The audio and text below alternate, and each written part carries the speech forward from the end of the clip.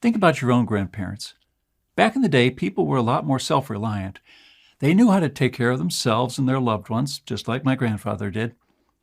Many from their generation would probably scoff at how modern people immediately run to the doctor for every small cut and bruise which can easily be fixed at home, or how much we pay for health care we don't really need.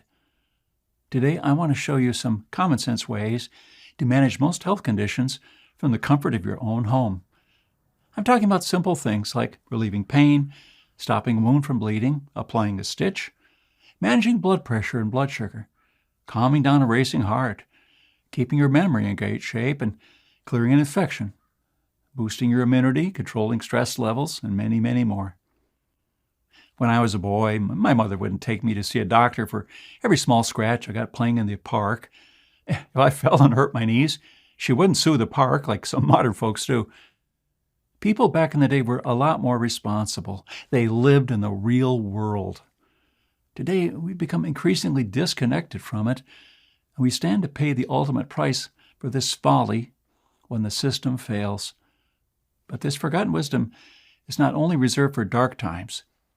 These methods are nothing fancy, but they will probably save you hundreds, if not thousands of dollars on unnecessary doctor's appointments over the next few years. It will also make you less dependent on a vulnerable medical system. We never know what the future holds, and what we find normal today, like going to the pharmacy or hospital, might be gone tomorrow. Please listen carefully to this free advice, as one day it may help you or someone you love.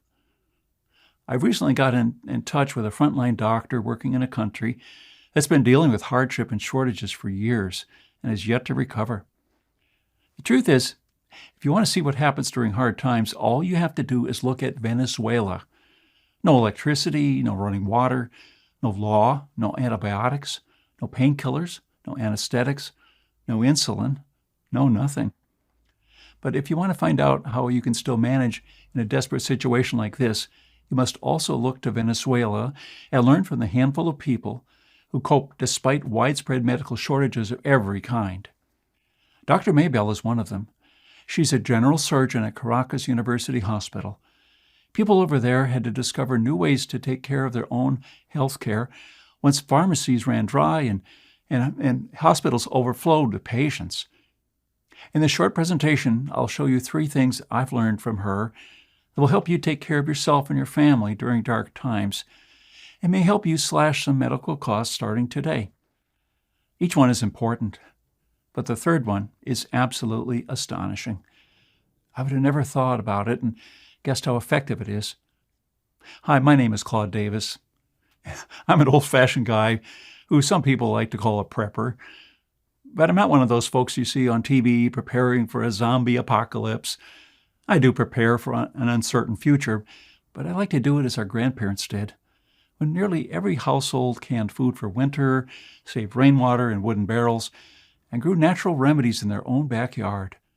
The first of the 3 things I want to share with you is probably hard to believe, that when everything is still okay in our country, but the simple truth is that once society starts to break down, going to a hospital can be a very bad idea.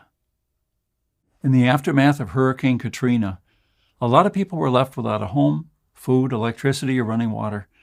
But some still had all these things because they had prepared for such an event. My friend Tom was one of them. He had at least 3 months' worth of food and water and a brand new generator that could power his entire home.